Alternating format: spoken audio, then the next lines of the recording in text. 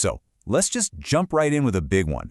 Can an AI actually reason better than a doctor? I mean, think about that for a second. It's a huge question, right? Well, today we're going to dig into the answer, and trust me, it's pretty surprising and it has massive implications for all of us. Welcome to the Explainer. Today, we're diving headfirst into the absolute explosion happening in artificial intelligence. We're going to look at the incredible promise, the mind-boggling power, and yeah, some of the very real peril that comes with it.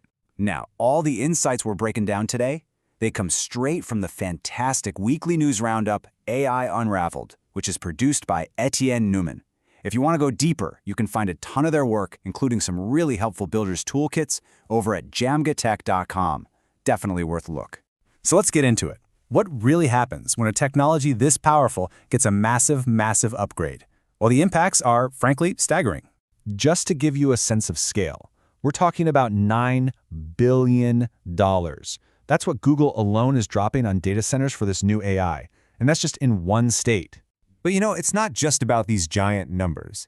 There are real, profound human consequences. We're going to talk about a story where a flirty AI bot lured a man to a meeting, and tragically, he never made it home. And then, on the complete flip side of that coin, this new wave of AI, it hasn't just caught up to the experts. It has started to out-diagnose them. Yes, you heard that right. Okay, so let's kick things off with the breakthroughs themselves. This is the really exciting stuff. We're seeing these new forms of intelligence that, honestly, feel almost superhuman. But at the same time, they can also fit right in your pocket. Okay, remember that question I asked at the very beginning about AI and doctors? Well, check this out. The new GPT-5 model, it isn't just a little bit better. We're talking about a test, one of the most advanced medical reasoning benchmarks out there, where it performed over 24% better than licensed human doctors. It's taking in everything, clinical notes, lab results, images, and making decisions. It's not just passing the test, it's beating the very people who designed it. And it's not just about diagnosis either. This new intelligence is actually creating new medicines. I mean, look at this. Researchers at MIT used AI to explore this vast chemical space that humans could just never get through on their own. The AI generated 36 million new theoretical compounds, and out of all that, it found 2 brand new antibiotics that actually work against superbugs. People are saying this could be the start of a whole second golden age of drug discovery. That's huge. You know, this points to one of the most fascinating things happening in AI right now. It's like the industry is going in 2 directions at once. On one hand, you have these massive monster models like GPT-5 with expert-level reasoning, and on the other hand, you're getting these incredibly tiny, super efficient models. Take Google's new Gemma. It can run right there on your smartphone. We're talking less than 1% of your battery for like 25 conversations. So intelligence is getting bigger and smaller, all at the same time. Kind of wild. So when you have breakthroughs like this happening, it's no surprise that the entire industry is in absolute overdrive. It has kicked off this frantic, high-stakes race for talent, for infrastructure, and of course, for dominance. In this battle, it's not just about who has the best code, it's about who has the best people. Microsoft is apparently going all in, targeting AI researchers at Meta with special recruiting teams and dropping multi-million-dollar offers to poach the top talent. This is a full-on war for the best minds in the field. And of course, a war like that costs money. A lot of money. We're looking at something like $200 billion in AI infrastructure spending just this year.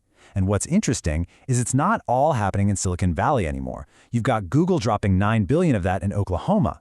It's like the AI gold rush is spreading all across the country. And with so much happening so fast, it's a space where leaders are really eager to share what they know. Actually, that's something AI Unraveled does. It offers innovators a platform to come on as sponsored guests and share their insights. This competition is also getting, well, personal. It's boiling over into these very public spats between some of the biggest names in tech. For instance, Elon Musk came out and accused Apple of basically rigging its App Store to help out OpenAI, saying it's impossible for anyone else to compete. So how did OpenAI's CEO, Sam Altman, respond? His reply was just 2 words, short, sharp, and pretty brutal: skill issue. I mean, wow. It's a fascinating, and maybe not the most mature glimpse into the rivalry between 2 of the most powerful guys on the planet. Okay, but let's shift gears for a minute, because there's a really sobering side to this whole AI explosion. When a technology this powerful and, abstract slams into the messy reality of actual human lives, the consequences can be both profound and sometimes Truly tragic. Take this story, for example. It's just a tragic cautionary tale. There was a 76-year-old man who was dealing with cognitive impairment, and he started talking to this Flirty AI chatbot. He really believed it was a real person. The bot eventually invited him to meet up in person. On his way to that meeting, he fell. He was injured, and he later died from those injuries. As you can imagine, this incident has kicked off some really urgent debates about how we protect vulnerable people from this kind of thing. At the same time, this tech is quietly becoming the backbone of a massive surveillance system, and the scale is just hard to get your head around. Look, the FBI has a huge photo database, right? Over 600 million images, but that is nothing compared to private companies like Clearview AI. Their collections are in the billions. They absolutely dwarf what the government has.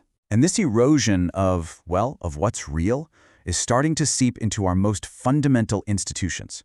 In Australia, a murder trial had to be delayed. Why?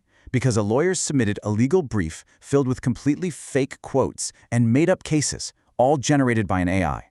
I mean, think about that. If you can't trust the documents in a court of law, we have a really serious problem. So what does this all add up to? You've got the incredible promise, the immense power, and the very real peril. And all of these threads are twisting together into one thing, a global struggle for control over this world-changing technology. And this battle is absolutely being fought on a geopolitical level. It's like a tech Cold War. You have China, which is desperately trying to build its own AI ecosystem, but its top startups are struggling because they can't effectively train their models on their domestic chips from Huawei. And on the other side, the US is going to some pretty wild lengths to enforce its sanctions. We're talking about secretly embedding GPS trackers in chip shipments to catch smugglers. It's straight out of a movie. And the struggle for control isn't just about hardware and politics, it's getting philosophical. There's an AI company called Anthropic that's been exploring this wild concept they call model welfare. Basically, asking if an AI has a moral status.